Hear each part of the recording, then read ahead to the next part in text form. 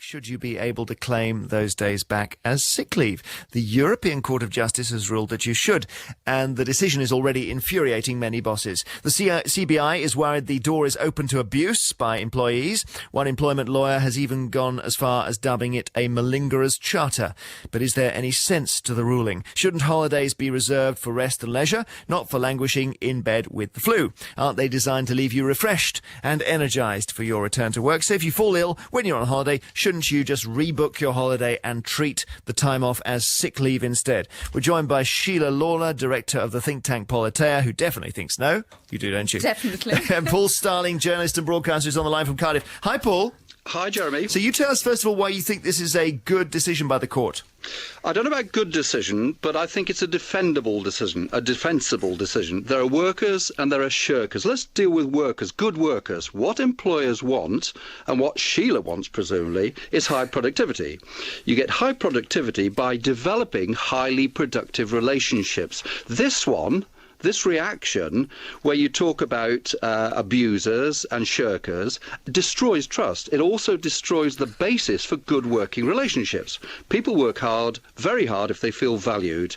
If employers tell a worker they're great and valued, they'll work their socks off. You just hint that they're lazy, a shirker, bent on taking advantage, and that very productive relationship starts to break down. It's a matter of trust. I think it's going to put a lot of small business on the edge. Why?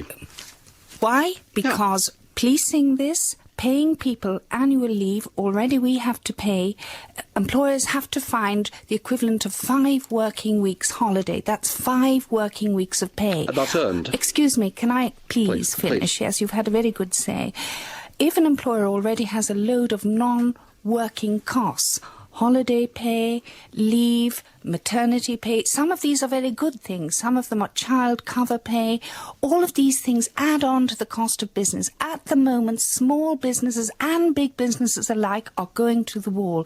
People are losing their jobs. The only people who are protected are public sector workers. Do you know that public sector workers claim 9.7 days? Jeremy, this is just politics. Go on, Paul. 9.7. This is just politics. I mean, really, we talked about workers to start off with. Let's differentiate, please.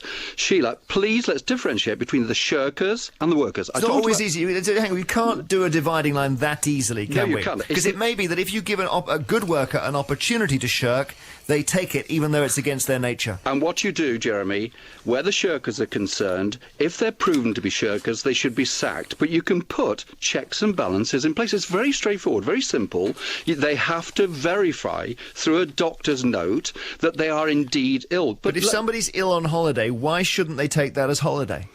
Well, I mean, there is a flaw. There's a basic poor maths flaw in this. If you take 2 days off in work or on holiday, you're not taking more time off, your annual leave remains the same. The other thing I want to say is this. Another flaw in the argument is the idea that somehow holidays are a gift. They're not. You earn your holiday.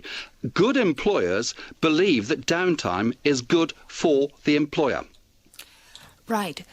At the moment, we're looking at the case in the round. You have to strike the balance, Paul, between the employer and the employee. I think employment law, and particularly European Union law, has gone far enough. In fact, I think there's a very strong case for bringing back employment law to this country so a fair deal can be struck between the employer and the employee. At the moment, if you fall ill during your working year, you may be entitled to statutory sick pay or sick pay. But if you fall ill on holiday, that's the luck of the draw. There is no reason why you should add that on to your annual leave. Does it count what we haven't really talked about different illnesses here, but clearly, Sheila, if somebody goes down with a form of cancer on holiday, you would as an employer say, my goodness, let's get you better and then take the holiday. Yeah. If they've got a cough and a sniffle, I'm presuming you wouldn't have the sympathy. Yeah. The cancer is a long-term illness. Statutory pay for long-term illness in this country is reaching quite a limit. It's now costing us 5.3 billion a year. Do we want to try and encourage employers to deal with that. I've seen marvellous cases where the employers rehabilitate a cancer patient, get them back to work. I know of one removal firm where somebody injured, his back moving, the employer paid for all his treatment, has him now back at a desk job.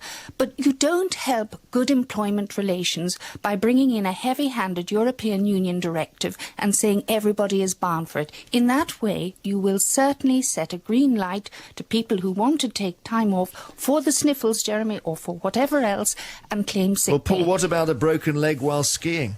A broken leg while skiing, I mean, you're covered by insurance in that particular case. No, but can you then take the holiday separately because it was spoilt by the leg? Well, I think that time is earned throughout the whole year, and downtime is good for employers. Now, if it's a question of coming to an agreement between employers and getting the balance right, I want to come back to this idea that somehow, and this is the problem, Sheila, you've got to bring workers on with you. If you want high productivity, you've got to have good productive relationships. If you start to break down the relationship of trust and use a broad brush and say that this is open to abuse and that all workers have the chance and the opportunity to take advantage of that, the fact is the vast majority do not do that. Any worker, let me be really clear about the shirkers. Any worker who does cheats every worker in Britain by undermining this relationship of trust. The relationship of trust which is at the heart of good productivity and good business and profitability and more jobs. And if there are 10 million sick days in the NHS, Paul, as there are, more than anywhere else in the public sector, are they all shirkers or what? Of course, they're not all shirkers, and this is the whole 10 point. days a year for each employee. But, Jeremy, this is the point that I want to make. We have to get down to the specifics of each individual case. Now, what the CBI have done today is to talk about opening the door to abuse. There is the opportunity for abuse. There is clearly abuse in every system. The way to deal with that, the way to deal with those who bring all workers into disrepute with this broad brush, is to put in the hoops. Sheila wants to come in. Paul, I'm sorry, your argument is entirely flawed. If you want trust between the worker and the employer, you let the worker and the employer set it out. You don't bring in the European Court of Justice EU ruling, which is not accountable to anybody. You put law down to the law of the land. We have already set very, very generous employment law for holiday leave, for all kinds of social reasons.